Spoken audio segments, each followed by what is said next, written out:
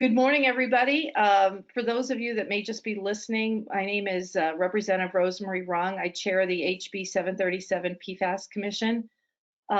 We are operating outside the executive order, but we have had permission from the New Hampshire Speaker of the House to meet remotely.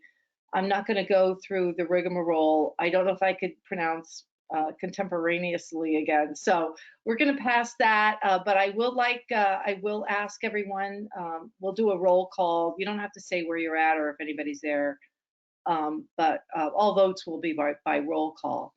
So Ms. Mesmer has offered to take the minutes, but I will check, I'll check the roll call too. So, and Ms. Mesmer, are you still okay with that? Okay, and I think this meeting is recorded, so we can, it'll be available on YouTube if people want to review any of the comments. Mr. Ayotte, I don't believe, oh yes, he's here. Okay, Mr. Badazian is here. Representative Bohm. Dr. Bush. Yep. Hi, everyone. Okay, Senator Carson. Ms. Costello. Okay, and Representative Cretion, I believe is here. Senator Daniels, I know is going to be absent today. Ms. Allen, Maureen Allen, no, okay. Representative Healy. Oh, I'm sorry. Okay. Representative Healy, yes, he's here. Representative LaSalle, Ms. Mesmer's here. Representative Moody, here. Thank you. Ms. Murphy is here. Here. I know Ms. Paradise is not able to be here today. The chair is here. Mr. Wimsatt. Present. Yes. And Dr. Woods. Don't believe it's here. Okay. Is there anyone I didn't? Oops. Yeah, I'm here. I don't see my picture, but I'm here. Oh, okay. Thank you. Yeah, you may have to turn on your video. There's a little button in your control. I have a Mac, but at the bottom there's a little. Got it. Oh, great. Okay, great. Thank you. All right. So, all right. I want to welcome April Weber, who's the citizen representative from Litchfield. The stars just have not aligned the last few months since she was confirmed for her to meet to get to the meetings. But April, welcome to the PFAS Commission. We're happy to have you. Happy to have Litchfield representation. I don't know if you want to take a few minutes just to give some of your background on this issue or your interest in it. So I've always been interested in our environment, and when the PFOAs, the issue came out, I attended all the meetings that we had here in Litchfield. I think I was more knowledgeable than some of our representatives with it, that St. Gobain was and still is currently polluting. I mean, there was, discrepancies on whether they still were or not. So yeah, it's near and dear to me. We have 6 children. We have animals, and we care about the environment and want what's best for everybody.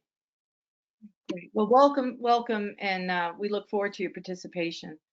Before I get into the other part of the agenda, I just want to give notice to those people that are participating in the public by phone. We have added public participation to our meeting agendas, but switching to the remote format has presented some challenges. If during this meeting you have any comments that you want to make, please email them to Amy Russo.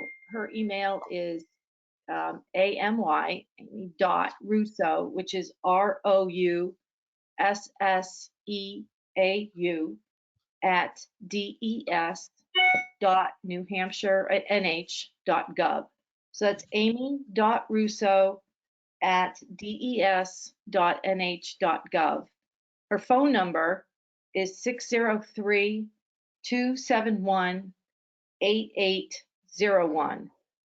In future meetings, she can send you the link so that you won't have to communicate through her to ask a question. We can have you unmuted at the end of the meeting to ask.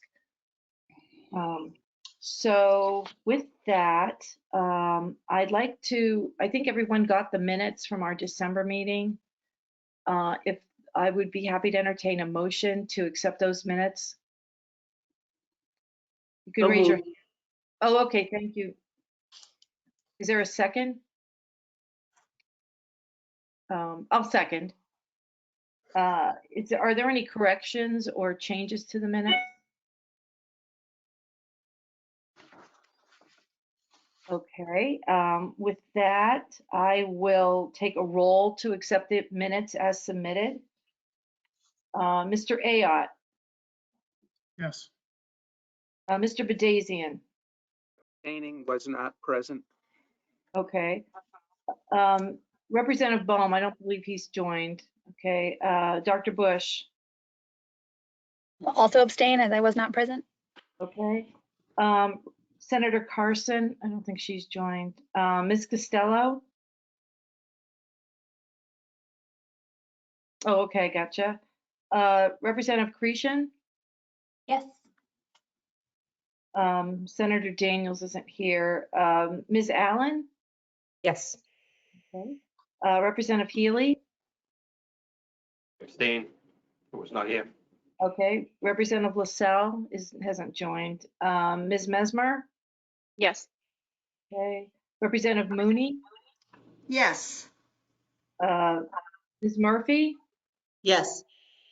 And the chair votes yes. Mr. Wimsatt? Yes. Okay. And Dr. Woods? Yes. Great. Okay. The minutes pass as submitted. The next item on the agenda is we're having a presentation by Ms. Tara Summers from ATSDR. So I'd like to ask Ms. Russo if she could enable Ms. Summers and her guests to join and introduce themselves. Hello, can you hear me? Yes, Awesome. Can you see me? I can't see you, but I can see your All slide. right. Hold on, let me see if I have to activate something else here. Oh, my camera just came up. I think that might be it. Are we good? Oh, there we go. Now we can see. All right. Thanks. I know, new technology for every type of like event, right? I also have with me today Jill Dyken, who is the document author. Oh, there's Jill. I can see her now. And Greg Ulrich, who is our Associate Director of Science. I don't know if I see Greg yet. He should be around. I am here. All right, Greg's there. All right, great. Thanks, everyone. So what we're going to do today, I'm just going to give you a little bit of background about how it came that we were producing this document and where we are with the document. And then Jill is going to give the overview of the document since she's the document author. And we also have Jill and Greg here to help answer questions that might come up. I sent to you, Ms. Rong, the links for the document and the fact sheet. It might be helpful when Jill is talking to have the fact sheet. We don't have a PowerPoint presentation, anything formal like that, but we have the fact sheet, which might be helpful and has a lot of the information on it. So with that, ATSDR, we've been working in New Hampshire on PFAS since the PFAS issue first emerged. And unfortunately, New Hampshire has like the distinction of being sort of the sentinel site for PFAS in the country, right? You all made news in New Hampshire pretty early on with detection of PFAS in drinking water, which is a unfortunate distinction since no one ever wants to find out they have contaminants in their drinking water. But it also helped get New Hampshire sort of out in front and ahead of some of these issues more than other communities across the country who are just sort of even now finding out that they have PFAS in their water. So we were initially asked to start a health consultation for this site. It was like late 2016, we were first approached to start the health consultation and to be focused on the drinking water contamination related to the St. Gobain site in the Merrimack and surrounding area. it was still pretty new on everyone's radar, PFAS, right? I mean, it only really come to light in the short amount of time before that. And it did take HSCR, even internally, a little bit of time to get up to speed on this emerging contaminant. And now even maybe emerging isn't quite the right name for it because we found it so many places. Maybe now it's a known contaminant, but we're still learning a lot of the science behind it and what to test for and how to test for it and what those health impacts are. So we started working on some PFAS documents. In 2019, we got the data that we used for this document, and we're creating 2 documents for the Merrimack St. Gobain contamination, the Merrimack area, rather, not to exclude anybody.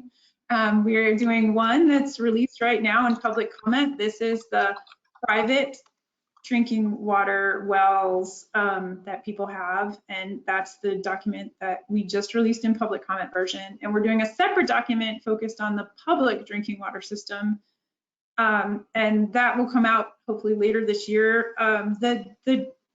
The challenge is we separated the 2 documents for a couple of reasons, and one that often trying to, with the public drinking water system, it takes a little bit more time to do some water modeling in order to understand what those concentrations might be that people have had exposure to based on the way the drinking water system works. So we focused this first one just on the private wells. And just so you know, a health consultation, it's not like a study, it's a little bit different. I don't know how many of you are familiar with our health consultations. So when we do a health consultation, what the process is we're given data on environmental media. It can be water, air, soil. In this case, it's drinking water. And we look at the concentrations in that drinking water. And then what we do is determine if we think the concentrations are at a point that could potentially harm human health. So this is different than when you hear about a lot of health studies. Like health studies are looking sort of at like often people who are sick and kind of working backwards. So what we're doing is starting with the environmental data and moving forward to determine if we think it's a concentration that might harm health. And Jill can maybe explain more about that if she feels I didn't do a good job explaining it. But sometimes it's easier at the beginning just to explain that little bit to people, because I think a lot of times people are more used to like a study model than a health consultation model. And so it takes a little bit of shifting in your brain to think about it a little differently. So we released this document. It came out just about the middle of December. It is in a public comment version. And for us, what that means is that any member of the public, anybody, can write comments back to us. And we will then take those comments, and before we release the final version of the document, we will address those comments in the final version. So I encourage you all, if you have comments, to please submit them. There's information on the document. I believe it's on the fact sheet too, correct, Jill, how to submit comments. So anything you ask us today, we will definitely try to address those questions or concerns. But just be aware they're not official comments because they haven't been submitted to us. So if you still have comments you would like officially in the record, please submit them to us through that process of submitting comments, because we definitely want your voices heard. And we encourage you, if you have other community members who want their voices heard, send them in. We are a company, pretty comfortable with getting lots of comments from the public on documents. So we encourage public comment.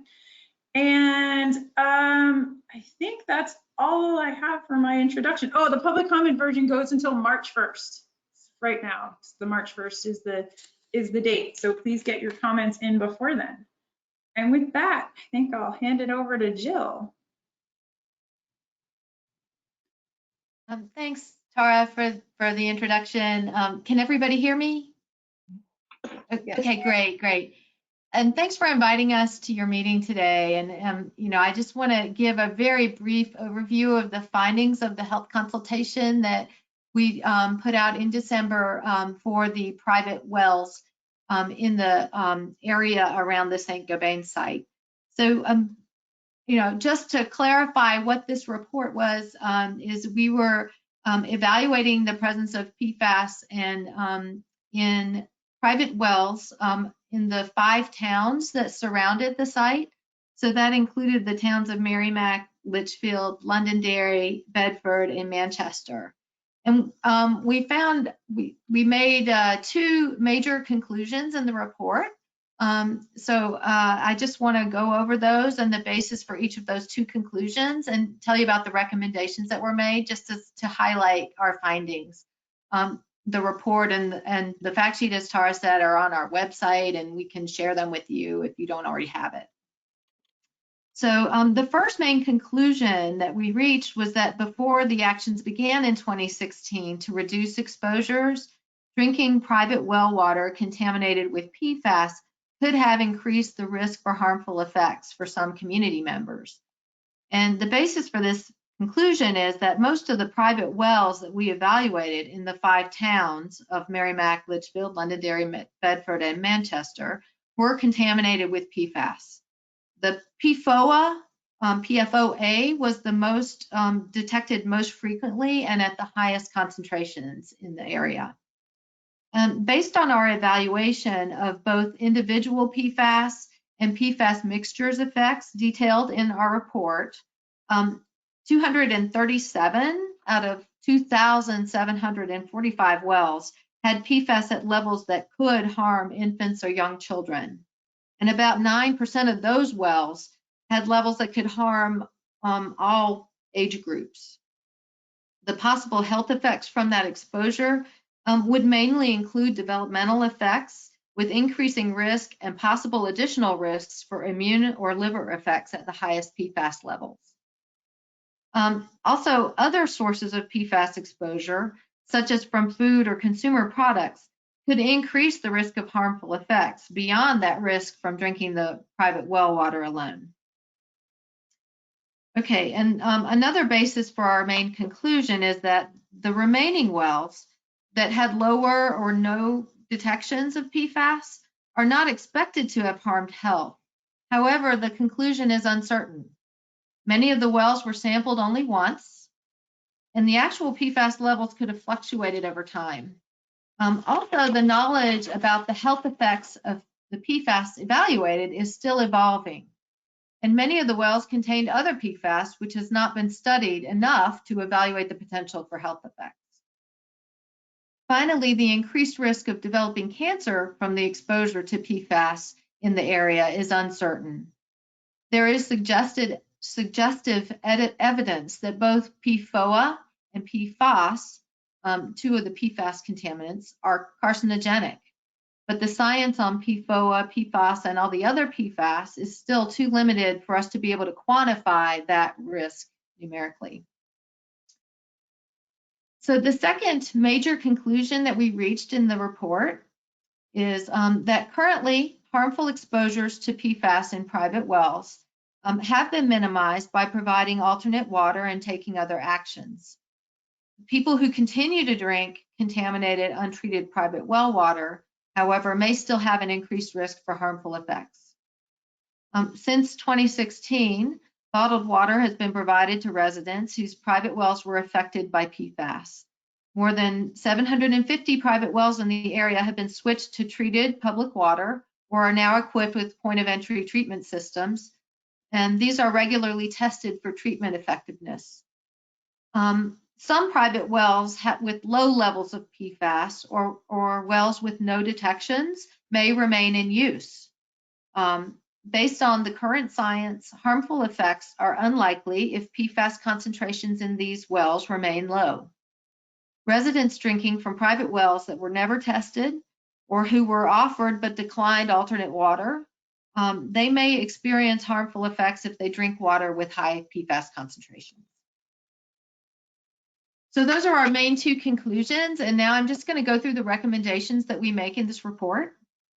And I'm just going to go through these one by one. Private well owners who had potentially harmful exposures in the past should discuss their exposure with their healthcare provider and consider taking steps to reduce other potential PFAS exposures, such as those from consumer products containing PFAS. Residents should reduce exposure from background sources of PFAS by avoiding or limiting the use of products containing PFAS. Example of products that may contain PFAS include food packing materials, stain-resistant carpets, water-resistant clothing, cleaning products, and some cosmetics. ATSDR recommends that nursing mothers continue to breastfeed and contact their healthcare providers with specific concerns. ATSDR is available to consult with healthcare providers as needed. To help protect formula-fed infants from potential exposure, caregivers should use premixed formula or reconstitute dry formula with water sources not containing PFAS. Residents using point-of-entry treatment systems to remove PFAS from private well water should have the systems maintained and checked periodically to ensure removal effectiveness. Residents continuing to drink from private wells should monitor their well water quality and should work with the local authorities to take appropriate action to remove harmful contaminants if needed. ATSDR will work with New Hampshire Department of Environmental Services and DHHS to identify any private wells with PFAS levels of concern that have not been addressed through previous actions. So those are our recommendations, and and the report also notes that that ATSDR is available to discuss individual results with private well owners, and we'll continue to be available upon request to answer any other kind of public health questions that arise related to this site. So those are our main findings, and I wanted to reiterate what Tara said, is that our document is available for public comment, and we are looking for any comments that you or the public have on improving the assessment in our report. We do make changes and modify language and respond to every public comment that we receive through the official process, but they have to be in writing. And that can be written in an email. We actually prefer email at this point because with the pandemic, we're having a difficult time getting mail to our offices. But I just want to encourage you all to please read the report and provide your comments. And at this point, I think I'd like to open it up. If you have any questions, we can try to address any of your questions today.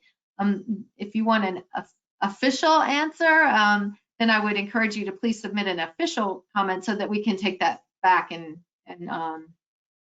consider it thoroughly, and it will be included in the final version of our report, which will come out later this year. Thank you for your attention. And if you have any questions, please just speak up. Great, thank you. I just want to alert the commission that if you do have comments that you're going to make during this meeting that you want to include in that public comment from the report, please go ahead and do that. Don't assume that if you're commenting here, it's going to get into that report. So thank you. I'll open the floor for any questions or comments. You can just signal with your hand if you want to be called on. Yes, Tara. Tara, sorry, I forgot one thing. I knew I was forgetting something when I was talking to everyone. We are going to have a public meeting. Also, we're planning to have our New Hampshire partners. I think you know this on the commission, but New Hampshire is one of our apple tree partners again, which is a cooperative agreement we have with some states. So that sits within DHHS and DES. We have staff that we coordinate with there, and they're helping us. They're going to have the platform that we're going to use for the local meeting. Normally we do them in person. We prefer that, but in the pandemic, we've all had to, adapt to a new way. So we'll be doing it with kind of probably a platform similar to this, where we'll be on screen, and then we'll have people be able to submit questions to us. And the tentative date for that, we're aiming for February 2nd. We still have to firm up a couple things, but we think that's going to be the date. We'll have it in the evening. We try to do evenings so people are not hopefully at work, and we'll let you know when that's going to happen. We'll publicize that, and hopefully it'll be a good turnout and people can ask us questions. So just want to tell you, we are going to do some more work to get the word out to the public and then give people time to comment. We were trying to aim for like late January, early February, so people could still get comments in if they wanted to. Ms. Summers, I have a question. When will you be able to confirm that day? Because I think that's only like 2.5 weeks away. Yeah, I know. I think we're pretty close to confirming it, right? Jill, we have you available that day, and I just have to make sure our HSR management's on. So I'm hoping early next week we can make that date solid and start getting the word out about it. Okay. Do you know the time? Have you settled on the time, even if it's not confirmed? Yeah, usually we try to aim for about like a 6:30 start time. So hopefully it gives people time to, you know, if they're working a day shift, kind of be home, but also not too late in the evening that it goes too late. So we generally try to aim for about 6:30. But if you have other suggestions, like if for some reason you know a reason that's not a good date or time, we can try to be flexible. No, I would just, if it's, you're saying February 1st at 6:30, it's tentative. February 2nd. Oh, February 2nd. Would it be okay if I just put that out there to the public just as a tentative date? And, okay. I think that's fine. And like I said, we have to get the messaging out about how to call in or, you know, to participate. So we'll work on getting that nailed down this week, and then we can send it out and get it to people. Okay. At least people could pencil it in, and we can confirm and give them more details later. Okay. Great. Does anyone have any questions? Yes. Yes, Ms. Allen. Can you hear me? Yes. This is a new platform to me, so even getting on there with the audio and video was.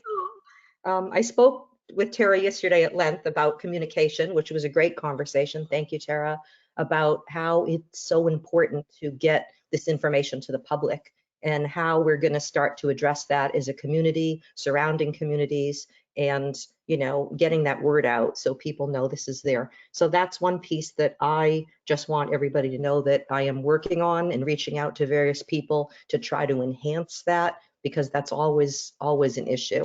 I'll do my best along with everybody here. I know will help with that. That's very important. So my question about the health report, which may apply to all health reports, I don't know. This is the first one I've ever dealt with in my life, unfortunately. To me, and I don't know if it's valid or not, it's just my observation, there seems to be, when I read this a couple times, this discrepancy from my point of view between when we look at the percentage of wells, right, in the definition of contamination, the low exposure versus high exposure, where the cutoff is. So as we all know, New Hampshire went through an extensive MCL process, rigorous science. It stood up, you know, to court when it was challenged. The science was ruled as absolutely valid.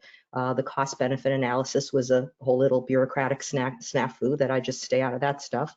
So when we look at, my worry is there's a lot of people that, this is very stressful for humans, of course, and it's kind of the easy way out for them to say, oh, good, it's fine, you know, my anxiety can go down, I don't have to do anything about it. And I understand why people think that way, but they may not be safe. So when we look at New Hampshire determining that the wells are over the New Hampshire MCLs, which is only based on 4 compounds, right? And then we look at those numbers, and then we look at the percentage in the report that are deemed, you know, harmful to various populations. So my concern is, and I'm going to have to try to find a way to write this up in the public comments, which I haven't figured out how to message that yet. But I just wonder your thoughts and suggestions on that, because, you know, when I hear the phrase, your safety is, you know, probably better, or it's unlikely harm if it's low exposure. If the state is telling people that their exposure is 12 parts for PFOA, even if you're at 11, right? I don't think anybody says, oh, 11, it's not 12, I'm safe. You know, I worry about, what do we do with this information? You know, how does the public, because that's what it's meant for, right? Public protection. So that's a huge issue that we have to address. And as we know, you know, there's a lot of science out there, but the science has to go through all that other layers, you know, for the stuff that you guys know. So my interpretation of this was that you applied, and when you started this, you know, it wasn't this year, it wasn't last year, it was a while ago. So you applied, it looked to me like the intermediate MRL standard from 2018, at least it appears to me that way, which what bothers me about that is if we look at the short-term or intermediate MRLs, right, we have long-term exposure, not just in this community, public water, but every private well. The state had told us in 2018 their estimate was 10 to 15 years. That was in the blood sample report in the original CIR, I believe, that they had said, well, your exposure is somewhere between 10 and 15 years. So there remains this kind of tension between the full picture of the mixtures, including some PFAS that we're not analyzing for because we don't have the science, but it really looks like the harm is there based on the subclasses and the similarities that we see. So what are we going to do? I guess my question is, it's hard to talk about this complex stuff succinctly, as you can hear. So two things. One is defining the low, you know, what the threshold is, and then what happens moving forward. We have this document and it's on file and it's our be all end all, and we're still evolving over the next few years. You know, how do we incorporate an update when science is validated, when the EPA continues to look? You know, Michael Reagan had stated before the holidays that the carcinogen is likely, and he said it, what did he say, immense tenfold or hundredfold or thousandfolds for certain compounds, less than what's the current levels. So what are we going to do to incorporate, you know, the New Hampshire threshold, what's evolving federally, what isn't there federally, and what this report says, so people truly know, you know, their risk factor. Hopefully I made sense, because that was a lot. Sorry, guys. It was. Hi, Lorraine. Oh. Thank you very much for all those comments. There's a few comments in there, so I'll try to discuss a little bit about it. I mean, these are, of course, as you know, unofficial responses, and we will respond to your official comments in the final report. But yeah, I mean, you raised a lot of really good points, and like sorry, my screen moved, and I was looking at you, but you moved. So let me talk about a little bit about the science that we use to reach our conclusions in the report, and to give a little bit of basis. So the way that we do an evaluation like this is generally we take the environmental sampling data and we estimate, given how much water people drink, what their characteristics are, what would be their dose, like how much of this contaminant would they get in their bodies over time, and then we compare it to what we know in scientific studies, in toxicological studies on that contaminant. And so that's kind of what our report does, and we use that comparison to decide if there's a concern or not. And so we used what we have as minimal risk levels that are how ATSDR kind of standardizes our review of the toxicology on a different contaminant. For PFAS, we have 4 minimal risk levels for those 4 contaminants, and those were the ones that we have numerical minimal risk levels. If that dose that we calculate is at or below our minimal risk level, we think there's minimal risk, and that it's really safe for people based on that science that minimal risk level was based on. But then if it's above that amount, it's not necessarily likely to cause health effects. And so so we do further analysis to kind of refine and see like how much above our minimal risk level, based on the site-specific characteristics, whether, you know, what levels we think are of concern. And that's kind of what our report does. And we have some charts in there, which I'm sure you saw, where it's like these wells were below the risk level and these wells were above the minimal risk level, but we think they're okay. It's really a way to prioritize the concern. For a situation like this, where there were thousands of private wells and we had to come with an overall conclusion for all these wells, we kind of, the way that our maps were shown were an attempt to kind of prioritize.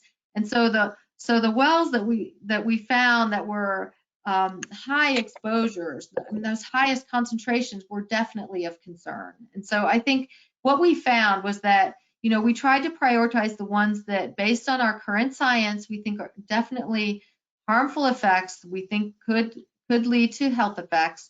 But then we tried to kind of convey some of the other issues you raised about how the science is evolving on these things, and we don't know about the mixtures, and you know, maybe our sampling data might not have been perfect, and so there's a lot of uncertainty. And so the ones that are shown to be like, we don't think health effects are likely, we want to say that's uncertain, and that we want to keep watching the science, and we want to keep, you know, so we want to stay engaged with our community and make sure that we take the proper responses as the science develops. So ATSDR is really following the science that's evolving about PFAS, and you know, we can modify our conclusions and recommendations as time goes on if we need to. But these are the values that we have currently, and that's what we based our findings on. I don't know if I answered all the questions in your comments, and I see that Ms. Mesmer has a question, so I'll stop talking. Yeah, Just Ms. one quick follow-up before Oh. Mindy asks a question. Did you use, the MRLs came out in 2018 in draft form. Many people here followed that very closely, and there was a lot of, there was a lot of controversy over it that year, God. And when the scientists quickly jumped on it, because they said, well, what does all this mean and what does it translate to? They came up with that initial number of what that meant for PFOA, PFOS, the 4, PFNA, PFHXS. And then when the number was finally kind of, announced officially, it was really more of the short-term and intermediate. Now the phrase intermediate as opposed to long-term. So if we apply the long-term, those numbers are 9 and 11, I believe, for PFOA and PFOS. So did you use those numbers, or are you using what the official decision was to use an intermediate risk factor? Because that troubles me here. Yes. In this. Well, thank you for re-raising that, because I forgot to answer that part of your question. So yes, our minimal risk levels are intermediate. So we consider that to be between like a week and a year of exposure. And the reason that they're called intermediate is because the toxicological studies that we base that on are considered intermediate duration studies. So the studies didn't last longer than a year.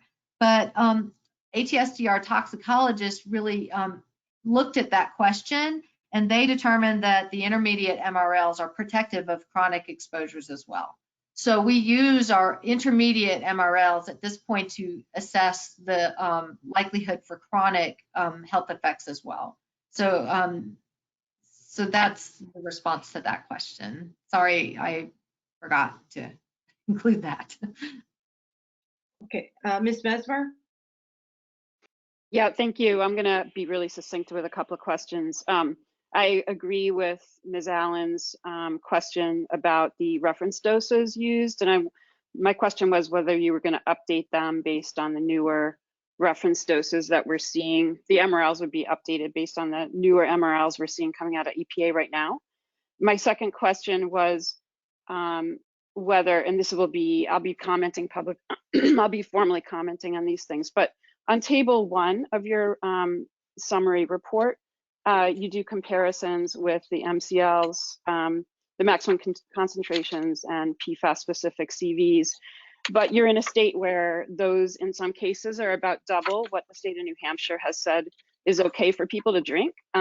So I would request that you add a column or two stating that the MCLs in New Hampshire are X for one column, and then the second column that looks at the number of private wells that exceed the MCLs that New Hampshire has in force. And so my question is whether that could be done. And then I guess number 3 is, do you have a sense for how many more than 825 exceed the state's MCL for PFOA? Okay. Okay, the first question is whether we are updating our minimal risk levels on the basis of the new values that are coming out from EPA. I do know that our toxicology toxicological profile group is currently updating our profile, and we've got an expedited revisions to update that profile now. I think it's still in the works, but we are definitely looking at the current science and working to update our values. I'm not aware of exactly how they will be changing or what will change, but we are looking at the new science and trying to incorporate that as quickly as possible into our documents and our processes. The second comment was about the table, and you wanted to request that we add columns showing your state values, and that's certainly something that we can do. And those kind of things to help improve our report, to make it more relevant to your community, we will take those into account, and we can do that kind of modification easily. So yes, we can do that. And the third, I do not know, I don't have the numbers for how many would have exceeded the state MCLs. I think at the time that I was working on this report, the MCLs had not, when I started, they had not been formalized yet, or and so I don't think I have those numbers, but that is something that we can include in the final version as well. So certainly those are easy things that we can incorporate into the report. Thank you. Thank you. Do you have any follow-up, Ms. Mesmer? No. Okay. Are there any other questions or comments? Oh, yes, Ms. Murphy. Oh, thank you. Actually, I have two questions. One is, you mentioned that PFOA and PFOS and cancer risk. What efforts are being taken to quantify that risk by the ATSDR? And then the second question is, you mentioned that the ATSDR advice was to discuss exposure with healthcare providers. And many of us know, because we've worked toward legislation to address this issue, that the majority of our healthcare providers here are not well informed on this issue. Is there anything that ATSDR is doing specific to support that education of providers, so that when people are sent to them, it's not a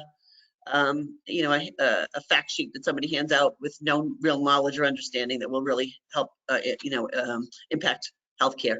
Thank you. Thank you, Ms. Murphy. Excellent questions. The first question was what efforts are ATSDR taking to quantify the cancer risks for PFOA and PFOS?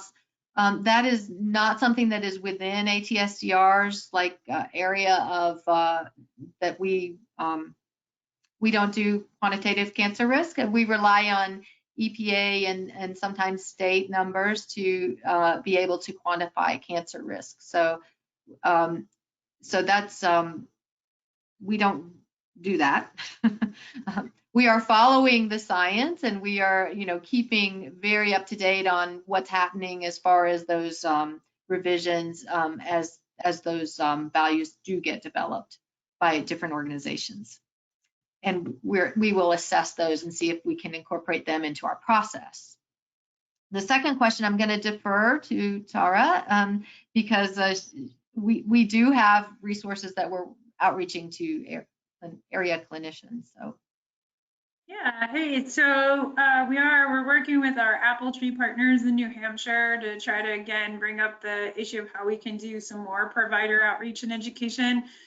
ATSDR in December, they, I think you might have seen before the clinician guidance we had. So in December, they made a shortened version of that. They decreased the words and made it a little shorter, easier for clinicians to read.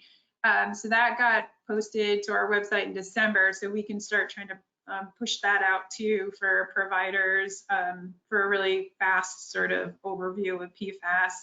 And then for some more, in-depth provider education, I know New Hampshire, I think Kathleen Bush is on the phone. They're working to reach out to some nursing providers for some PFAS education. We're also now at ATSDR, we've hired a few new folks on board who are clinicians, medical providers. So if we have an individual who has questions about PFAS and their provider needs some resources, we have another providers who can sort of talk to them and point them in the right direction for resources. So we're always trying to do some outreach. It's been a little challenging during a pandemic to get provider attention. I'm not, that's been a challenge at some of the sites we've been working at. Providers are stretched really thin right now. And so to try to get on their radar for anything outside of COVID is a little rough, but hopefully I'm optimistic 2022 is the year we start to emerge from COVID. I think I thought that in 2021, but I'm really hoping 2022. And so as we start coming out of that, maybe we can again hit hard getting more information out to the providers as the springtime comes around. There's also the Northeast PFAS conference, which is happening. That was supposed to happen in 2020, right? Correct? Some of you may be involved in that. That was going to happen in 2020. It got bumped. Now it's going to happen in 2022.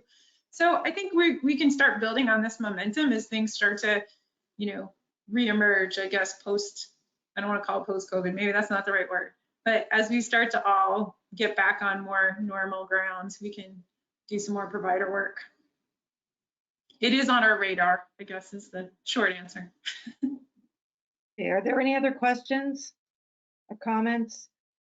I just have one, and I want to thank you all for your time today.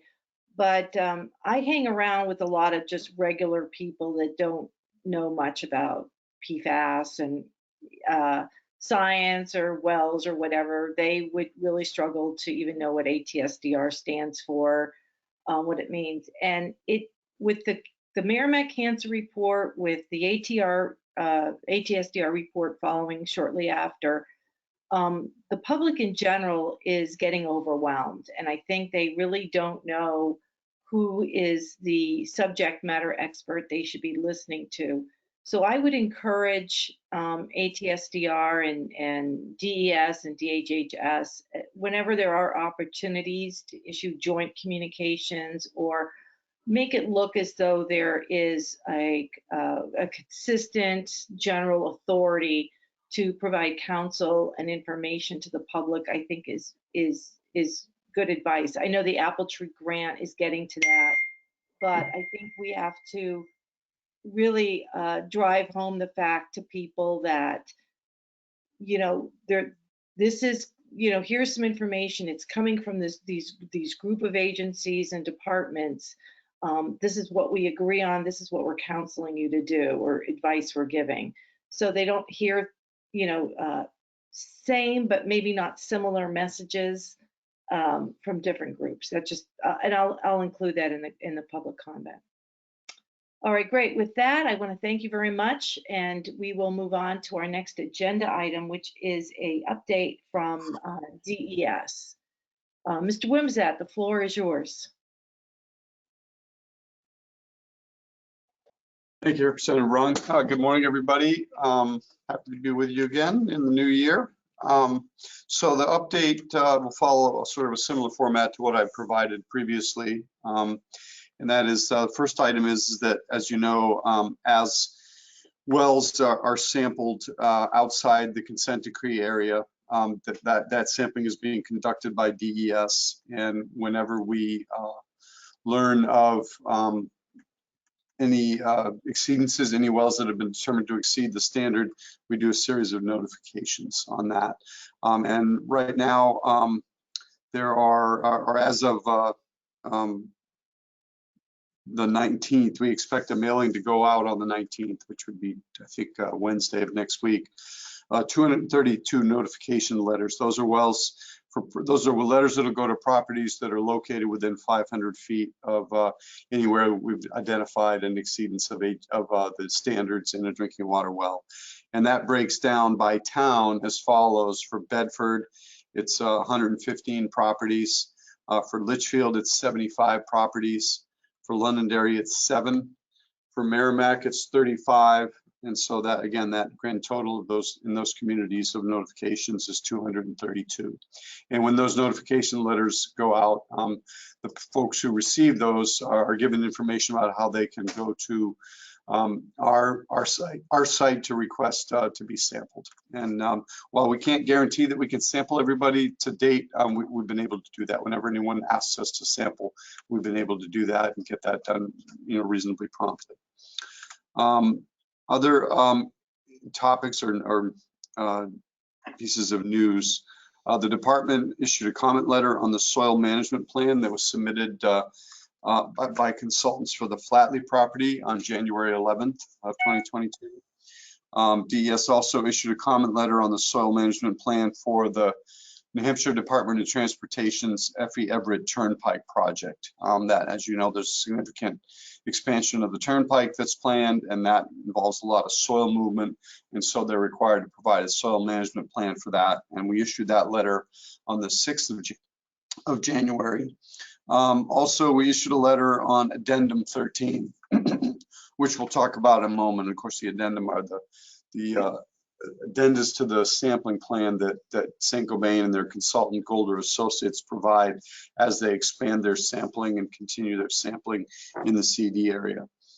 As far as water supply sampling goes, that plan and now has 13 addenda, and that is Golder's using essentially a 500-foot buffer for wells that exceed. So as they do their sampling sort of incrementally, as they identify a new exceedance, they'll draw a 500-foot circle around that, and any properties that have not yet been sampled will be identified for sampling, and letters will go out to offer sampling.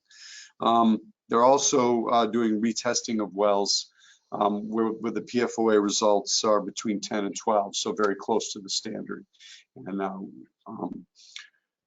actually, I'm going to be talking with Commission Member Bandazian about that. He's reached out to me on that, some work that he would like the Environmental Subcommittee to work on. And Rick, I'm sorry I didn't get to you before now, but I will be getting with you to schedule a meeting with Jeff Martz and you and I, so that we can talk about that. So, currently, as of December 28th, which is the date of the last tally, and it precedes Addendum 13, so we don't have the updates from Addendum 13. There are a total of 3,437 properties that were identified, that have been identified for sampling, and that's 5 more than the December report that I gave back at the early December meeting. There are 3,404 access agreements that have been sent out to property owners seeking to sample their wells, and that's 96 more than the December report.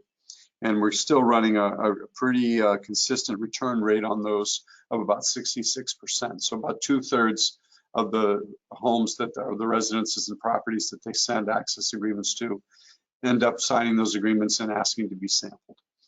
And 2,053 samples have been collected from water supply wells to date, and that's 90 more than the December report. And 936 properties have been offered bottled water, obviously because those are the properties that have been determined to be above the standard, and that's 18 more than the December report. So the majority of properties within the CD area have been addressed by the work plan and the addenda that have been submitted to date. We expect there'll be a few more addenda to this sampling plan that will be needed in the coming year to complete all of that sampling. And that's mainly happening at the periphery areas of the CD area, sort of towards the outer boundaries of the CD area. Additionally, there are numerous property owners that have declined to have their wells sampled, as I mentioned, because of the return rate we get. And that's after 2 notices from Golder. So it's certainly possible that those folks at any time could come back in and say, well, I would like to be sampled now. So that could be, potentially a significant part of what will be done in the coming months.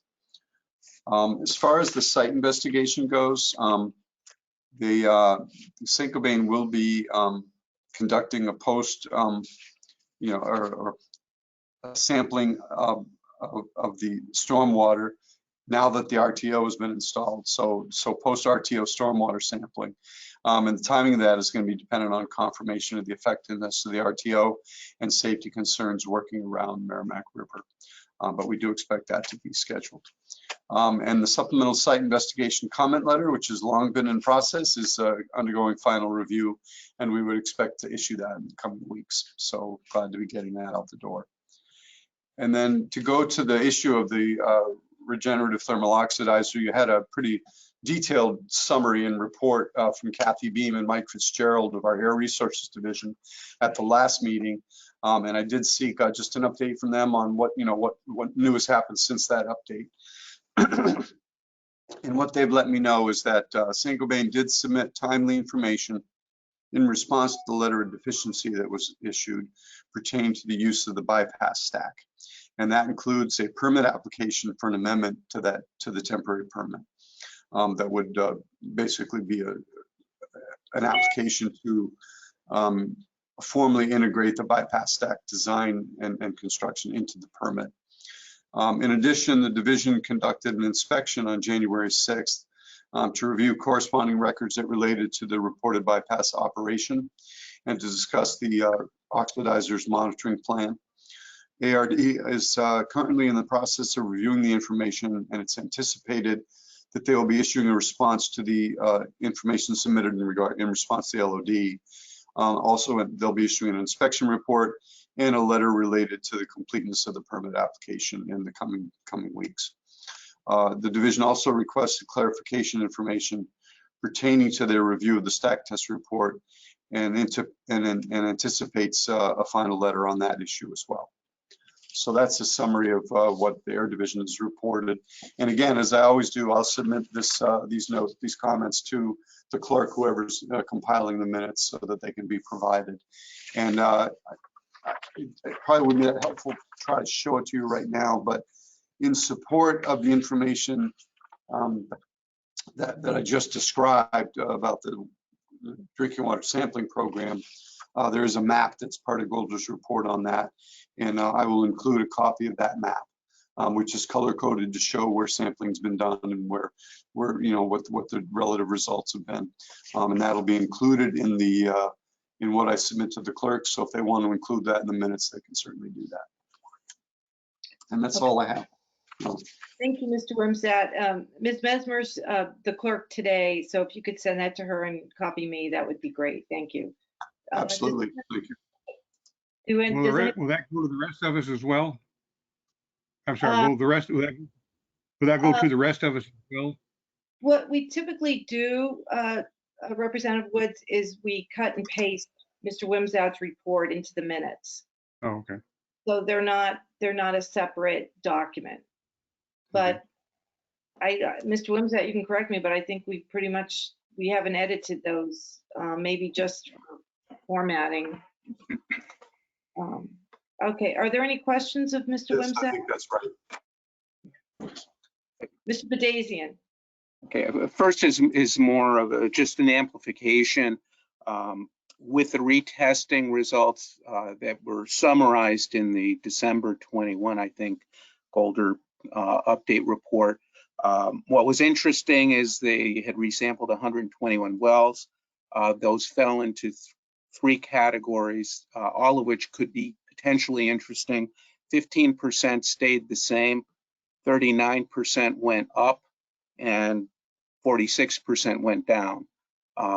We don't know seasonally when those, at this point anyway, don't know when those tests were done seasonally, what the neighborhood changes in conditions potentially were, or what the order of magnitude of the changes were. So all of that potentially could be interested. If they're just small increments, maybe they're not interesting at all, but we're looking forward to getting that data. The other comment / question I would have, we're all looking forward to permanent solutions in our communities, and bottled water has continued now for years. In the December report, we saw that it's costing $40 to $45 a month, I think, for Saint-Gobain to provide bottled water. Compared to the cost of extending water lines, that's very, very inexpensive. And so I would, from a corporate profit-making point of view, prolong bottled water as long as I possibly could. looking at those color maps in Bedford specifically, but also in other communities, the area that's still brown within the consent decree, which are the areas where testing is to be done, still covers a great area where water lines would have to be extended. And my understanding from conversations last year was the testing was anticipated to be completed in 2021. It seems like we're far off from that, and I don't know if there's a reason why, but I think the longer it takes to complete that testing, the longer it will take parties to get to the bargaining table to hammer out a permanent solution, and the longer people are going to be on bottled water. Knowing the construction cycle from the last time we had to extend water lines because of PFAS, it seems to me that extending water lines for permanent resolution in 2022 is off the table. And we're probably looking at 2023 to 2024. And I don't know if those are bare extrapolations in a long, once again, comment-filled question. But my question ultimately is, do we understand why it's taking so long for Golder to complete testing in areas we know need to be tested? Yeah, thank you. Your question's well taken and your points are well taken. And the first thing I'd say is that we remain working to negotiate significant provision of alternate water to a number of areas within the consent decree. We are a little frustrated, but we're hopeful that we're going to get close, that we're close on that. And I don't think it is necessarily beyond the realm that construction of some water lines could occur in 2022. Some of these projects, if we can get to an agreement, could be designed and go out to bid relatively promptly. So we're still hopeful for that. We're hopeful that some significant work can occur in 2022. Certainly true that more work would end up happening in 23 or 24. But certainly understand. I think that, and when we meet with Jeff, I think we can talk about your perceptions of and your interpretation of the map. I'm not sure that there's as much sampling yet to do as you may think there is based on the map. So we can talk about that and get clarification. Jeff is our resident expert on exactly what that map means and how much more work there is to do. His general assessment has been that we're getting very close now, so while all the sampling has not been completed in 2021, I think the lion's share of the sampling has been completed in 2021. And right now, really all we're looking to do is get to yes on a number of decisions about either extension of water lines where that's appropriate and the densities support it, or installation of point of entry treatment in areas where it's not practicable. Okay, other questions of Mr. Wimsatt? Yes, Ms. Allen. So I like that you said you're getting close. Yay! Because I know it's been a long, long process. 2019 is when they started, right? The sampling of the wells. So I'm glad you don't say that phrase that we all hate. These things take time, because that pisses people off. So we're talking about the properties that you are pushing for responsibility, the responsible party to make right, and that's what you're working on. Then we have the other folks, right, that they haven't taken responsibility for. There isn't anybody to quote pin it on, and those people exist. So private wells that are in that category, and weirdly enough, I still categorize the 4 MVD wells, right, for public water that responsibility hasn't been claimed. So my question is, the federal Infrastructure Investment in Jobs Act, I believe, with the $10 billion, the $5 billion for small and disadvantaged communities. I'm going to look at my notes here so I get it right, including private wells, public drinking water, groundwater, right? So public water and underground sources. So that's good for New Hampshire, plus $4 billion for the Drinking Water State Revolving Fund for grants, and $1 billion directed to new set aside money for the Clean Water State Revolving Funds, also for grants. So I'm bringing this up because I think it's important, and there's some reps on this call, so you guys can maybe tune into this and everybody can put their head around this. My group and some others worked real hard with our federal delegation to make sure when they brought this forward in DC that the language was very specific, that it would really help us. And the word grants was very important there because we know that, you know, we borrowed money, Merrimack has borrowed money from the revolving fund that the ratepayers, taxpayers have to pay back. So two things I would like to know. One, my understanding is as a state, you have to update your plan, you know, with the federal government to some way to address, you know, these new funds. So that's something that I'm wondering, you know, what the timeline is if you're working on that. And the other piece that bothers me a little bit about this, not from a state perspective, but I don't know if we can do anything about it, is I looked into this federally, and I was worried because Merrimack a few years ago, as we all know, really did a good job of educating our community as to the impact of these chemicals. And the community in good faith voted to invest, I think it was 18.5 million, I think, Rosemary, right, of our money in this remediation, you know, of our public wells. And in good faith, the assumption was that we would, on some fashion, work to be reimbursed for that instead of just paying it back, you know, to the revolving fund.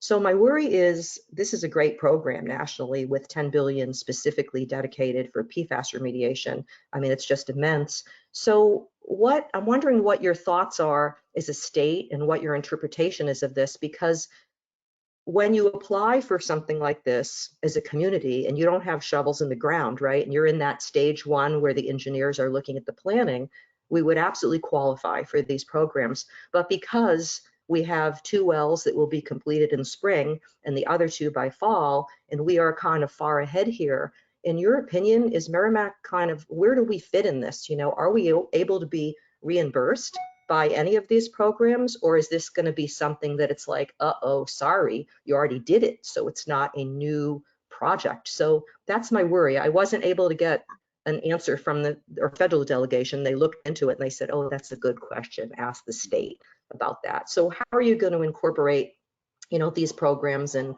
you know, what's your take on this at this point?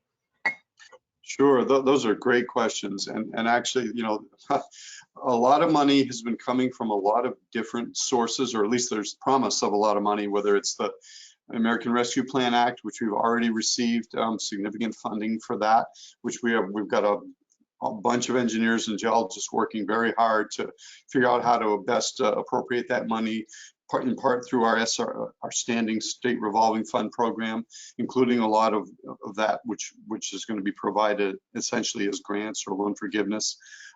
We've got the bill, it's an odd acronym because it's a law, not a bill, but the bipartisan infrastructure law, noted as BILL or BIL, which is providing a lot of new funding, which will go out even, you know, for, it's not just a lump sum coming in, it's actually annually funding over the next 5 years, significant increases in the monies available to the states, including New Hampshire, for drinking water, wastewater, and specifically for PFAS.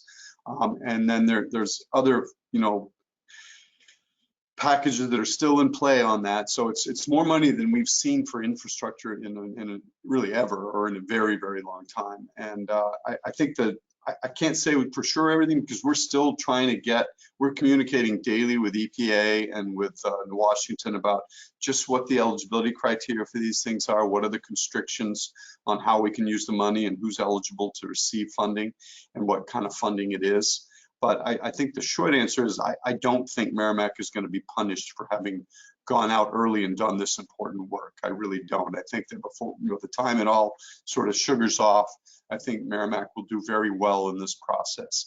I can't say exactly how, I can't say which program is going to be their best option, but that's what we're looking at. And I know our engineers in the water division, work very closely with the Merrimack Village District as they do with other water systems and public water systems. And they're going to be always working to try to maximize the financial benefit that each of those systems gets from these funding programs. So we are working feverishly on this, and we continue to do so. We're having to, really look at our ability from a staffing standpoint to manage this, because it's so much more money for infrastructure that we're going to be administering. And we're already taking steps to augment that so that we can do this as effectively as possible. I can assure you that every day, the tenor of the meetings and the discussions and the work that we do on this are all about maximizing the amount of money that comes to New Hampshire communities to address these problems. Certainly for PFAS, but not just for PFAS, but as you know, there are lots of other drinking water challenges related to naturally occurring contaminants like arsenic and radon and such. And public water systems struggle with those on an ongoing basis. And we're doing everything we can to make sure they get as much money in the most advantageous way possible and timely. So a lot more, there will be a lot more to say about that at some point for a future meeting in this commission, when we have a little bit better idea of how it's going to look and how the money is being appropriated. I'd certainly be happy for me or someone else to come and speak to the group about that. Thank you so much. I think we should add that to the agenda, right? And have that update on commissions ongoing. That's great. Thank you. Thank you. Any other questions for Mr. Wimsatt? Yes, Ms. Mesmer. So I have a question about the numbers. You said 232 letters are about to go out on January 19th. Were those 232 included in the 3,437 identified for sampling? I'm going to say probably yes, because that's a report that's updated.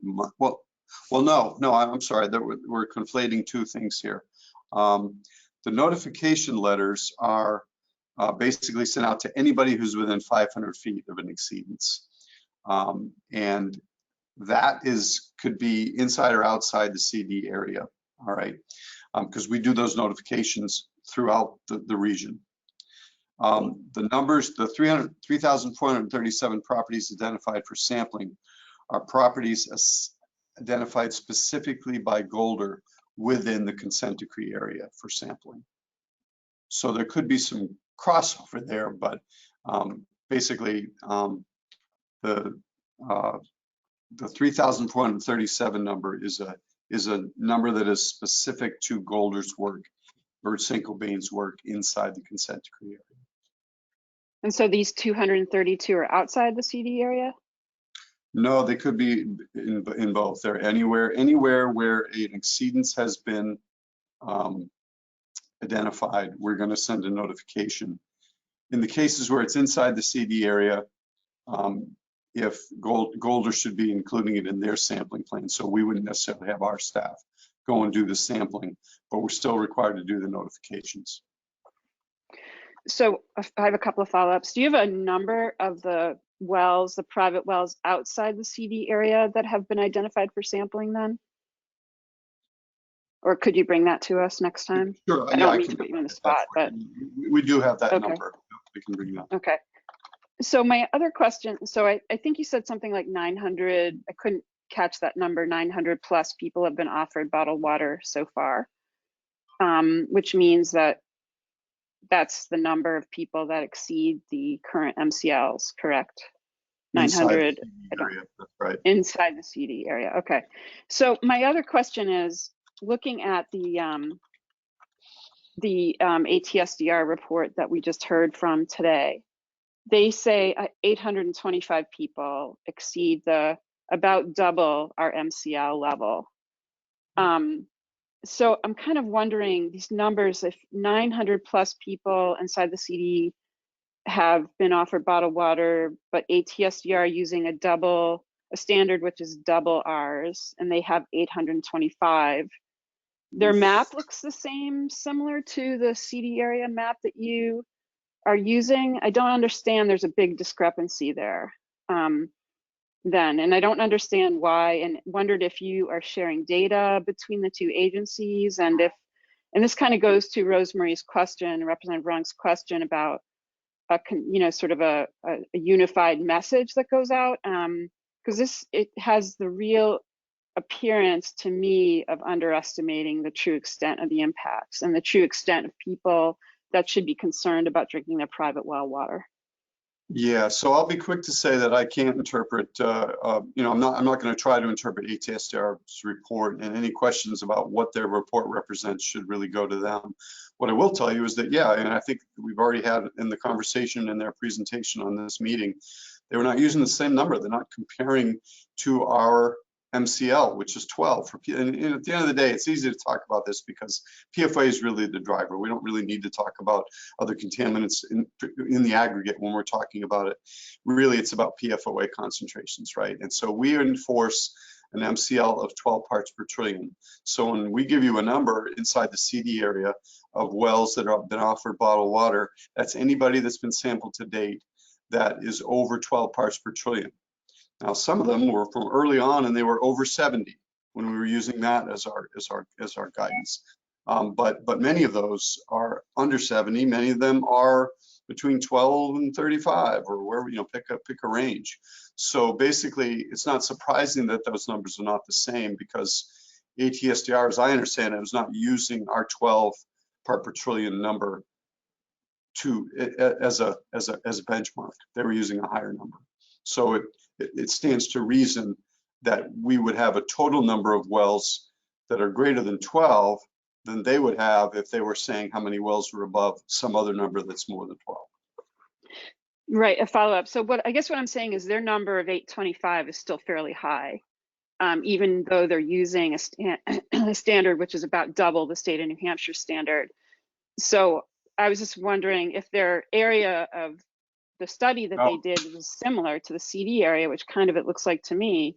I don't know how that number is so high then. I see, you're suggesting the number is high. First of all, my understanding, and again, I would really direct you to ATSDR, is that they are not, they did not, I don't believe they confined their work to the consent decree area. I think they confined it to the geographic boundaries of the 5 towns that they studied. And many folks know there are a number of wells, not an insignificant number of wells outside the consent decree area that are above standards. Also, I'll be honest with you, and I really don't know this. I don't know when they sort of took the data they had and started crunching the numbers, because obviously I come to you every month and I give you new updated numbers, new wells that have been identified that are above standards. I don't know when, at what point ATSDR stopped collecting data and then processed their data and drafted their report. And that's a question that I think you could certainly ask them. Yeah, so I guess I would ask them that question, and that's part of why I asked them to amend that table. But that tells me that there's possibly a much bigger problem in New Hampshire based on the MCLs than we know about right now, though. Because if their areas include the 5 town areas that they looked at, they were using a standard that was double ours, and they still came up with 800. It tells me that there's a much larger problem in those other towns than what we recognize right now, and it kind of gets to Mr. Bandazian's question about why is it taking so long to figure this out, kind of thing. And I know it's because of the 500-foot rule, but if they, so I think there should be a sharing of the databases so that we know that when they say 825 exceed double our standard, that we're actually looking at those possibilities of being impacted by Saint-Gobain outside of the CD area. Yeah, we have and will share any data that we have with them. That there's no discomfort with that at all, and it's all public data. Why wouldn't we share it? But I would say that I don't think, while we still continue to do sampling, and we've got samplers out there every single day doing these additional samples, so we are collecting more data. But I think at this point we're over. If you look at what Saint-Gobain has done within the consent decree area, what of course we did very early work inside the consent decree area before Saint-Gobain stood up their capabilities for sampling, and all the work we've done outside the consent decree area. I think we're probably well over 7,000 drinking water well samples that have been taken, in the southern New Hampshire area at this point.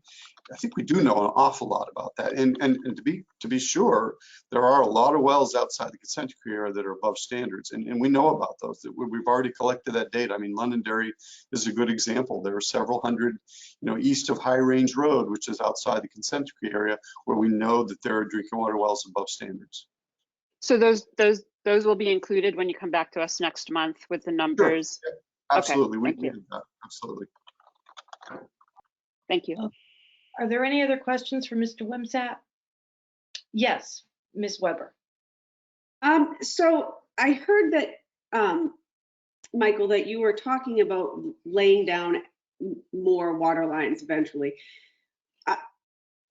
Aren't we talking about point of entry systems? I mean, I know living in Litchfield, I have so many residents that talk to our board about wanting a port of entry system into their home because we have concerns with our current water supply and the astronomical cost of that water supply. Yeah, I know that's been a concern, and I think, candidly, that we are working not just on the PFAS problem, but just generally on what may be significant expansions of public water systems in southern New Hampshire. And I know that creates, for some people love that. They love the safety and security of having a regulated public water system that provides their water. Other people are not crazy about it because it comes with a water bill. And that's something I think that will continue to be a debate and a struggle for some time to come.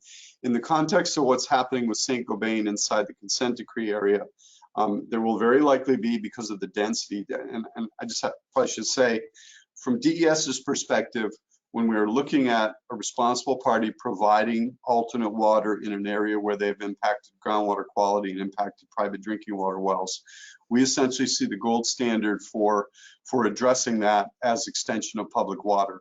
And we've pressed for that. And of course, I think over 600 homes have been connected to public water by St. Gobain since 2016 as a result of that work, in part, as we were negotiating the consent decree and then after the consent decree was finalized. We continue to discuss with them a combination of those things. So we believe that in areas where the density and the geography and the nearby availability of a water system exists, we're going to be looking to see that public water will be extended in certain areas. There will be other areas where the density of detections or just the other practicalities of extending public water are more difficult, where point of entry treatment systems will be an acceptable solution that can be provided to people whose wells have been impacted. So it's going to be a mixed bag. And I'm sympathetic. I understand that people who for years have had their own well and have felt that it was very cost effective for them, learning that they're going to be connected or offered connection to a water system is often not maybe what they would like, would not be their first choice. But in some cases, that's likely what's going to happen. In other places, they may well be offered a point of entry treatment system. It just depends upon the sort of geographic and other circumstances surrounding where they live. Thank you. Okay, any other questions for Mr. Wimsatt? Okay, we're gonna move on. I'm not giving any, we gotta get through this agenda. Dr. Bush, would you please provide an update from DHHS? Yep. Hi, everyone. So I have a couple general updates, and then I'll provide a more detailed update on the cancer investigation that we discussed in detail at the last meeting. So first, just some general updates, and this gets back to some points that Nancy Murphy and others raised during the ATSDR presentation around healthcare provider education. And I'll also be providing all of this in a Word document, and it can be incorporated into the notes, which includes some links to different resources. But the first is that ATSDR updated recently their PFAS fact sheet for healthcare providers. So there is a new document that kind of re-summarizes the information in a really succinct and digestible way. So I'll make sure everyone has access to that. Also, as was noted by Tara Summers, and which Nancy Murphy also knows about, is an upcoming presentation on PFAS at the Northern New England Nurse Practitioner Conference. That's being organized by Peg DiTullio, a representative of the Nurse Practitioner Association, who serves on SB 85 with many of us. And so Nancy Murphy, as well as staff from DES and DHHS, will be co-presenting at that session. So I think that's going to serve as an excellent model for how we can start to work together to increase awareness and understanding around PFAS with the healthcare provider sector. Another that I just wanted to note, hot off the press yesterday, there's a new FAQ document from the New Hampshire Insurance Department regarding coverage of PFAS testing. So many of you probably recall that a bill many of you worked on was passed in the last session, mandating that insurance covers the cost of PFAS testing. So there's a FAQ document out there now to help people understand what that legislation covers. And staff at DES, again, largely staff at Insurance Department and DES worked together on that. And there was a press release yesterday, and that FAQ document is now available on their website. So if we move in to updates around the cancer investigation, we've been working very hard since we met last to move forward in planning a public meeting. So we can also tentatively schedule in a public meeting for Thursday, January 27th at 6:30 p.m. It will be a remote meeting. We are working on a press release, social media, and website content, and we'll be sure to share all of that with you all so that you can help circulate that in your communities. We also ask that you continue to connect any concerned community members with the Cancer Concern Review Team, the CCRT, and I'll include the contact information for that. So I know many of you have done that already, and we really do appreciate that warm handoff, linking them to our program here within the CCRT. And as a reminder, the CCRT is our internal Cancer Concern Review Team, which has membership across Health and Human Services, DES, as well as the Cancer Registry at Dartmouth College. I should also note that Whitney Hammond is on the line, our chronic disease director. Sorry, I meant to mention that. It wasn't in my notes, so I didn't read it, but she is here on the line with us today. I'm providing these updates, but she is welcome to add details if I overlook anything, and is also here to respond to any questions. I thought it would be interesting to note that we had several public inquiries coming in by phone and email following the original press release and the presentation. Many of those were somehow personally touched by cancer and have shared questions as well as a willingness to support the efforts. So at this point, those calls and emails have plateaued. I think we received around 20 in total. And we were contacted by individuals who are interested in being included as the investigation moves forward.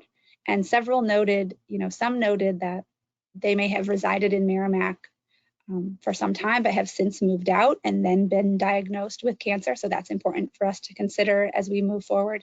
And we were also contacted by some who were employed at St. Cobain and subsequently diagnosed with cancer. So also an important piece of information to take into consideration as we move forward with our investigation.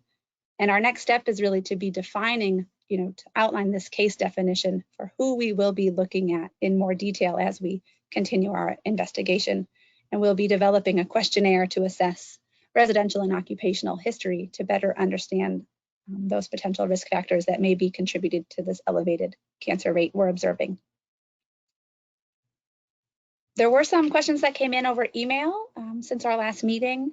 And so we've have this written response that I'll include, but I'll also talk through some of those points that were raised over email and do our best to answer them here. So one was around sensitivity analysis done as part of our original presentation and ongoing analysis, specifically around what reference populations were used and comparing cancer rates to New Hampshire and also comparing cancer rates to national averages.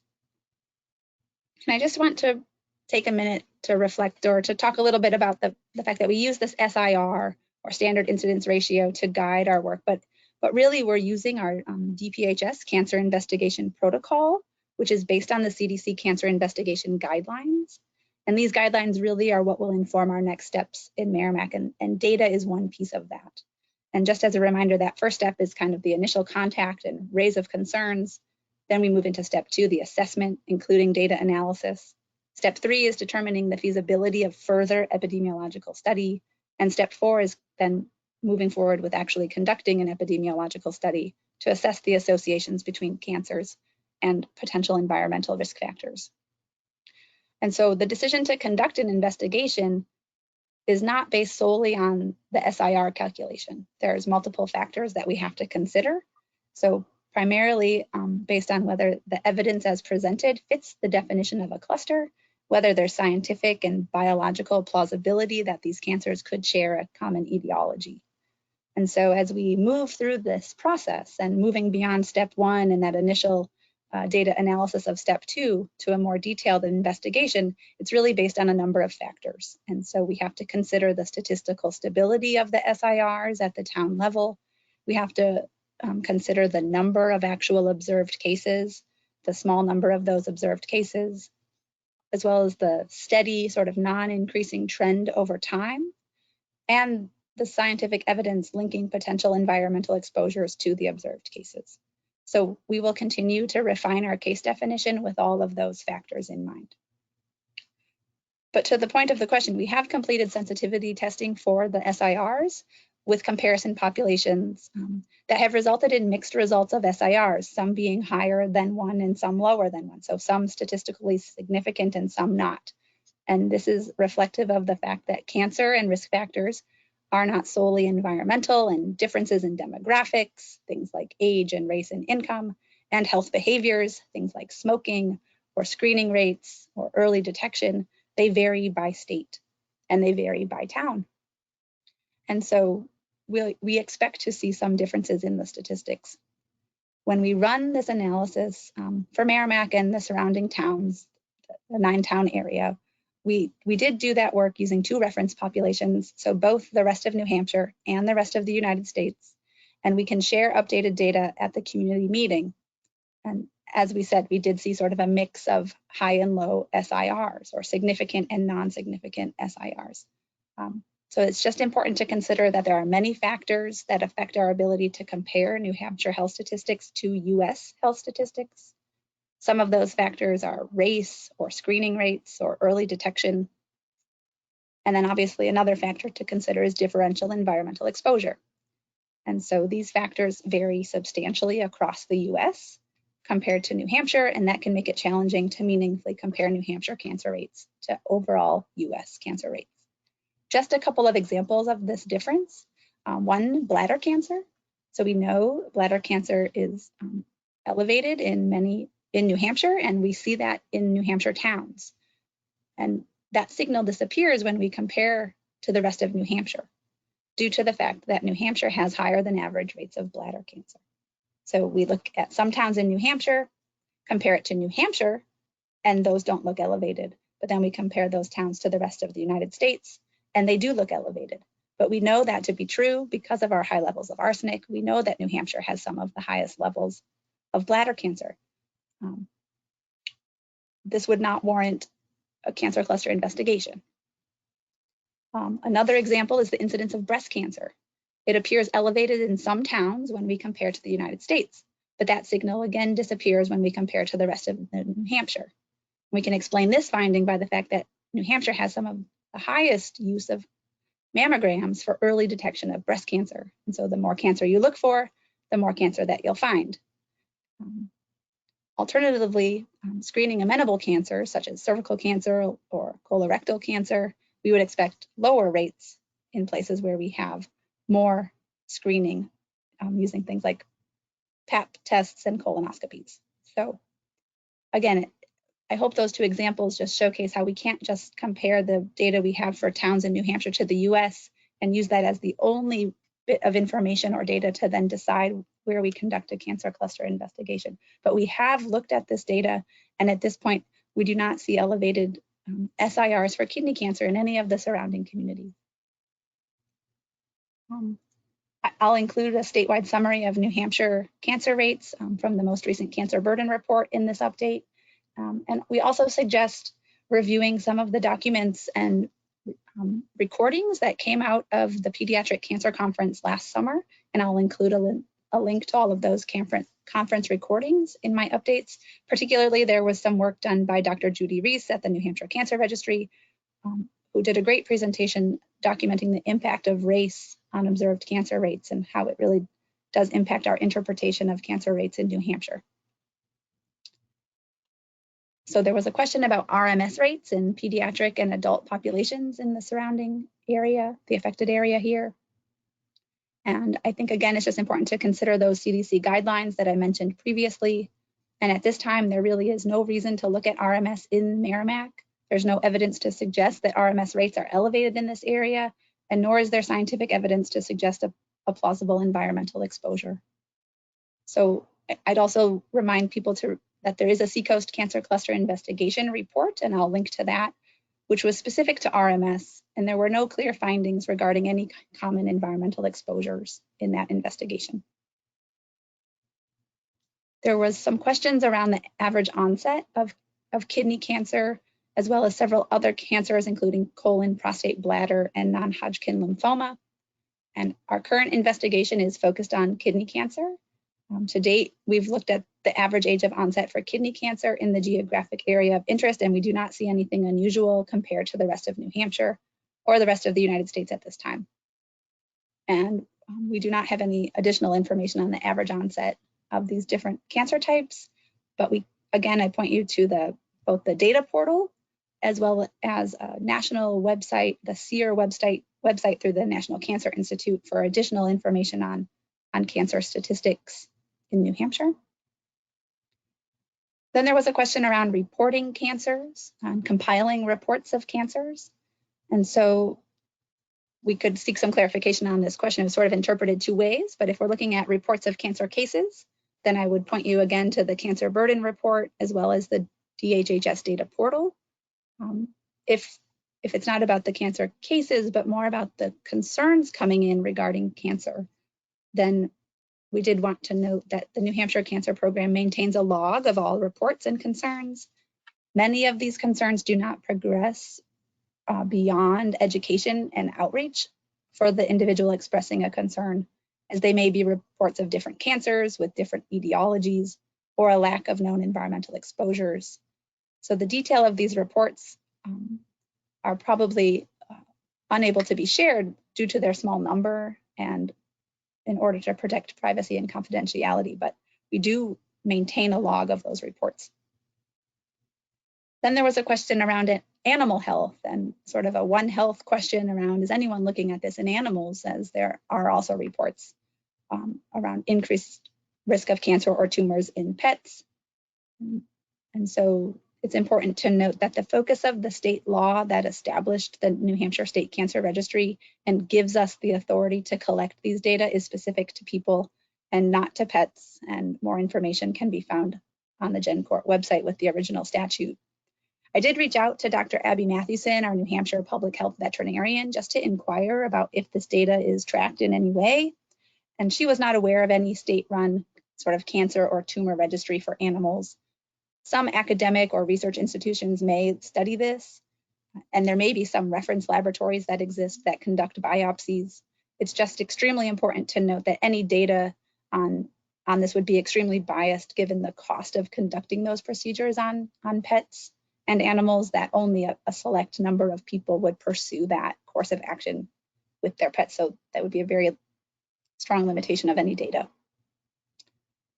And then my last update was around the ATSDR health consultation report, and just wanted to again thank our ATSDR partners for being here today, and to reiterate that as part of the New Hampshire Apple Tree team, we're committed to working together to continue to improve our communication around these issues, and we'll work together on a number of public meetings, whether specific to the cancer investigation or the ATSDR health consultation.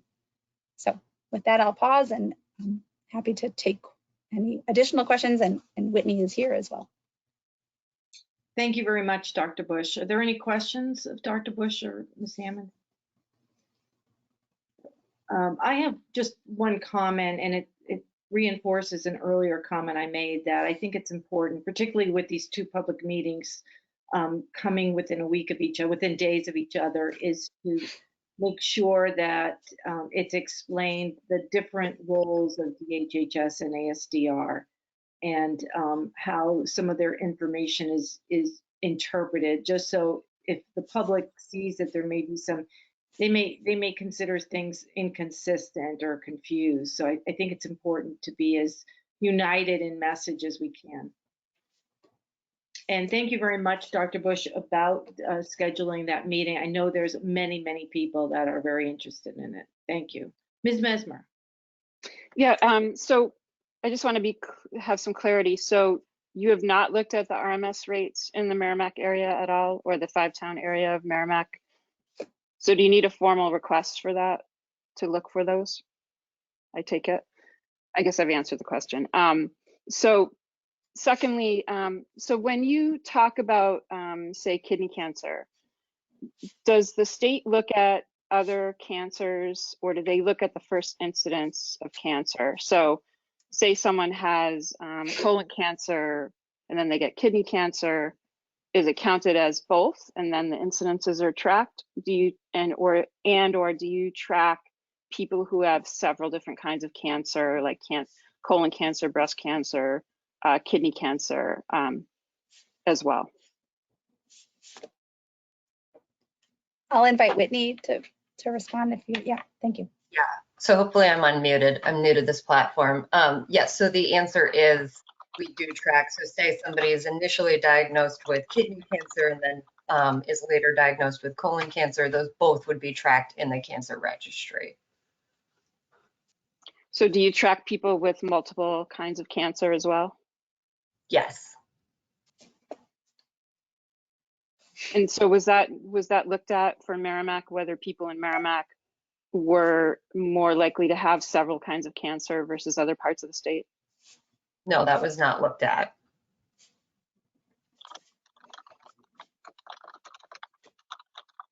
Thank you. Okay, any other questions? Okay.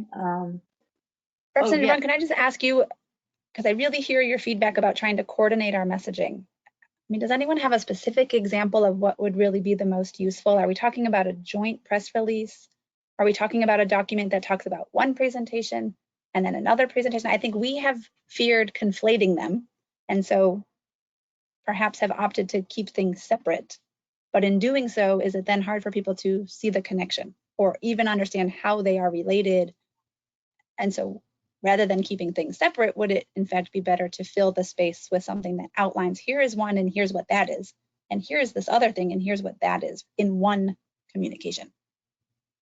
Well, just my own opinion, but I have a background in communications, is just to acknowledge that there's a lot of information. It comes from different sources.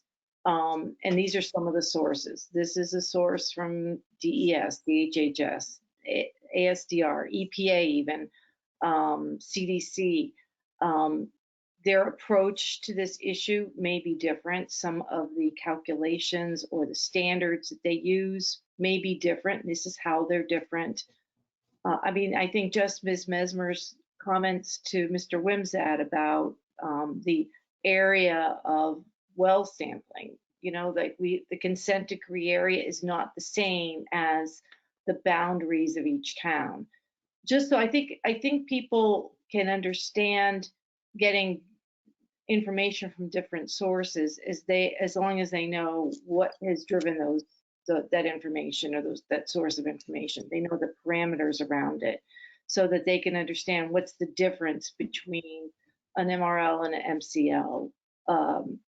You know, it's just a lack of confusion. Sometimes I think all of us, particularly those that are agency professionals, is you're in this issue so much that it's very difficult sometimes to step out and see how other people who don't have the expertise, the education, or the experience that you have living with this day in and day out, they're only looking at it from their perspective. If you want to set up some time, Dr. Bush, where we can kind of talk about communication strategies, I'd be more than happy to do that. I am a little cognizant of time, and I know Representative Mooney, I'd like to move on. She's compiled some great information about legislation. So let's just, maybe we can talk about it offline. I'll set some time away. I'll set some time apart for us. Perfect. And I invite anyone else to share that type of feedback with us as we move forward.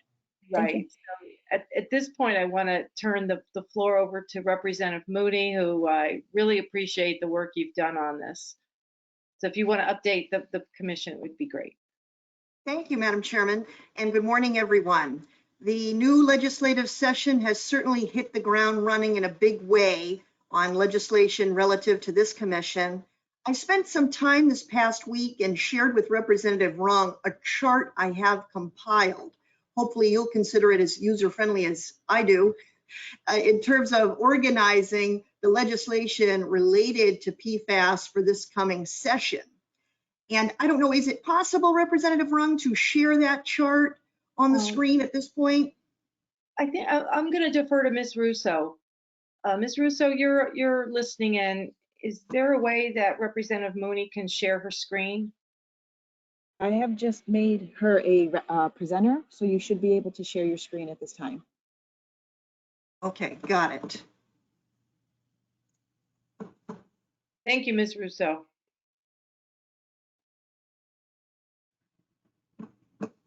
All right, is everyone able to see that? Yeah, it's cool. Oh, wow, okay. All right. So just very quickly, I'm going to start with, I have listed what I have identified as 11 bills total. And if you have any more suggestions for this coming session, please let me know and I'll add them to the chart. So as you can see, I have in here I'm sorry to interrupt, Representative Mooney. I think I'm just looking at your screensaver. It's the blue swirls. Okay. Let me try this. Is that any better? Yeah, it would just need to be enlarged a little bit. I'll just put my glasses on. Okay, isn't that funny? Because I can't see what you're seeing. I can only see my screen as it is. I don't see how it's shared. So this is good. Okay. So here is the chart. I've listed 11 bills that I've identified. If you have any others, please let me know and I'll add them to the chart. I have in the first column just the number in terms of 1 through 11. In the next column is the bill number, and that bill number is hyperlinked to the bill text. Next is the title of the bill, then the sponsors. Then we get into the House action. You'll see that some hearings have already taken place, so I've shaded them in gray. But in that column, I've included the email address for the entire committee so that perhaps you or others could email committee members in support of the bill. The next column is Senate hearing and contact information, and then various notes. I intend to keep up, maintain, and update this chart throughout the session. House bills are due out February 17th, so things are moving very quickly. I intend to share this chart. It's a Google Doc with all of you immediately after this meeting, and hopefully you'll be able to access it and view it whenever you like, and let me know if you have any difficulty with that.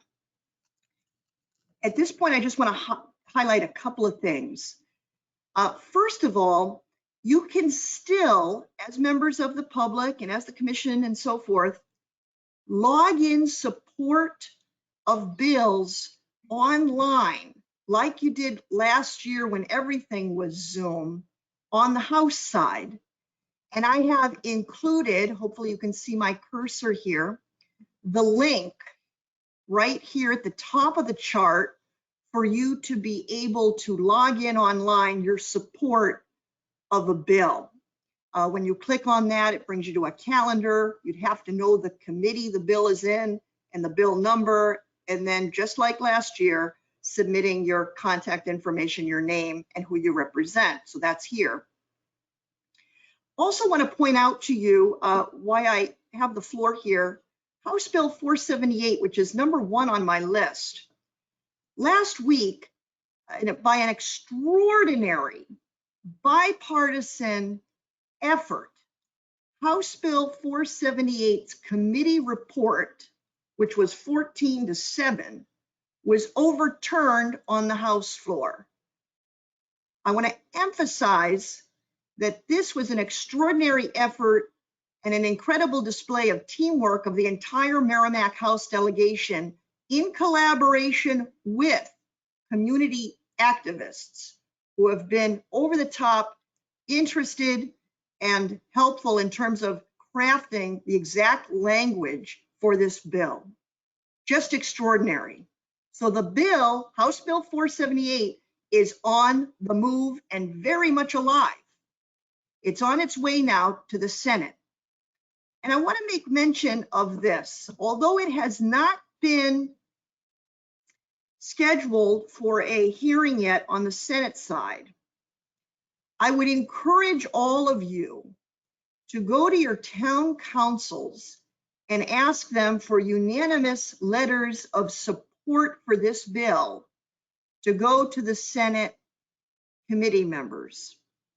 A year ago, the Merrimack Town Council fully signed a letter of support for House Bill 478, which went to the House Judiciary Committee for support.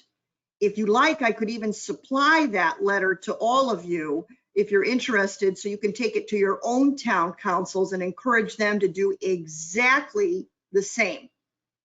As a very brief summary, House Bill 478 would require Saint-Gobain to pay for fully the operation, maintenance, and upkeep of the filtration systems for wells 4 and 5 beyond the year 2025, which was originally agreed upon in a settlement they had in 2018.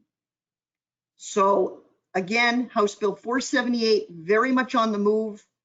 I would encourage you to go to your town councils and ask for letters of support on the Senate side, since we're almost at the home stretch, for this bill to pass through the Senate and make it to the governor's desk. So I know we're running short on time, but that is a summary of the chart I've compiled, the extraordinary effort that was placed into House Bill 478.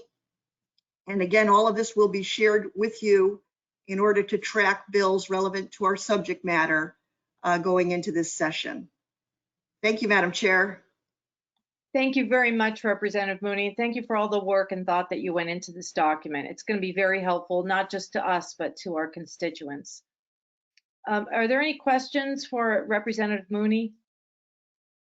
Okay, seeing none. I'm going to, I'm making a habit of this, but I'm going to do it again this month. I'm going to pass on agenda item 7, review of the draft letter. I'll get into that when we have more time about requesting Saint-Gobain agree to expanding the outer boundary of the consent decree.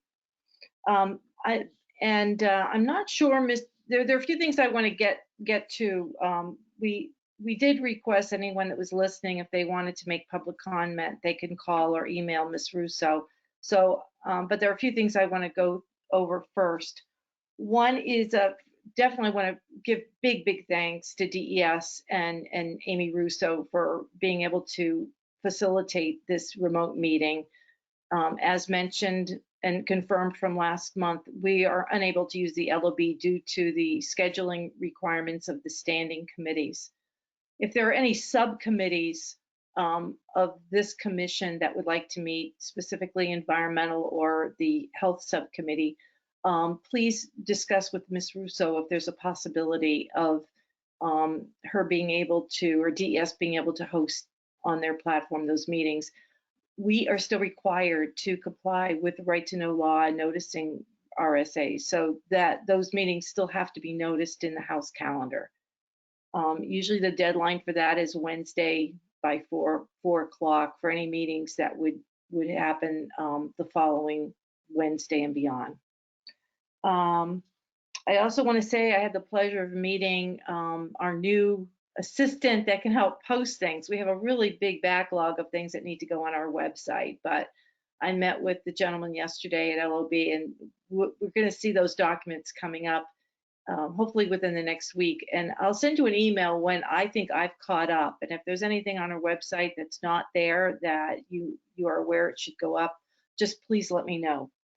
And then I have some unfortunate news that Emma Paradise contacted me this morning, and she's resigning from the commission. Her family's relocating to Connecticut. So I would ask Mr. Bandazian if he can give some thought or have some discussions with the folks in Bedford to see if there's someone from that community that would want to serve on the commission. The RSA spells out that that person's name would have to be, they'd have to be nominated by Senators Daniel and Carson, and then be appointed, have that confirmation of that nomination made by the Senate President Morse. So, give some thought. We can always talk offline, but Mr. Bandazian, you would probably be more aware of someone who could fill her shoes. I have on my calendar the next meeting would be on February 11th. That's the second Friday of the month. Since we are meeting remotely, I want to just take a straw poll to see if it's convenient for people. If maybe we could meet at 9 o'clock instead of 10. What I'll do is I'll just send an email and let you know. If you want to keep it at 10, that's fine. But since we're saving time on a commute, it may be more convenient for people to meet earlier. And I want to thank very much Dr. Woods, Representative Woods, for taking the minutes for our January meeting in our quest to have equity. I've asked Ms. Mesmer, she's taken the notes for this month's meeting. So the February meeting notes would be taken by a man, and I'm going to ask if Representative Healy would mind taking the minutes for our next meeting in February. It's really not as bad as it sounds. We can talk offline. These meetings are recorded, so that makes it easier. They don't have to be really, really extensive minutes. They just really have to capture the essence of the meeting. And DES and DHHS send their updates electronically, so it's pretty much cutting and pasting. But sorry to put you on the spot, Representative Healy, but we can talk. That's okay. I'm running out of. I'm okay with it. I'm okay with it. Okay. Thank you very much, because we're going to be going around. I've given special dispensation to Representative Mooney because she's going to be doing that legislative update every month, and I really don't want to ask any of our staff professionals from our agencies to take minutes. They have enough on their hands. So anyway, it's 11:58. I would like to take does anyone have anything else they want to say? Oh, and Ms. Russo, anybody from the public that submitted comments? I have gotten no comments or questions from the public. Okay. I don't know if it's going to, how well it's going to work if we have public participation in the remote option. I think maybe we'll just keep it here. If people want to send it, they can email it in rather than sending, having people register and sign up and whatever. But okay, so if there are no other questions or comments, and I'm not seeing any, I'll entertain a motion to adjourn.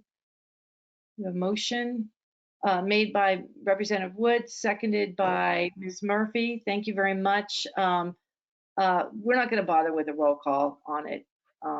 If I get my hand slapped, it won't be the first time, right? So I just want to wish everyone a really nice weekend, and thank you very much for your participation, and thank you everyone for your contributions to this discussion. Bye. Bye, everybody. Bye. Thank you. Bye. Have a good weekend. Yeah, you too. Take care. Bye-bye.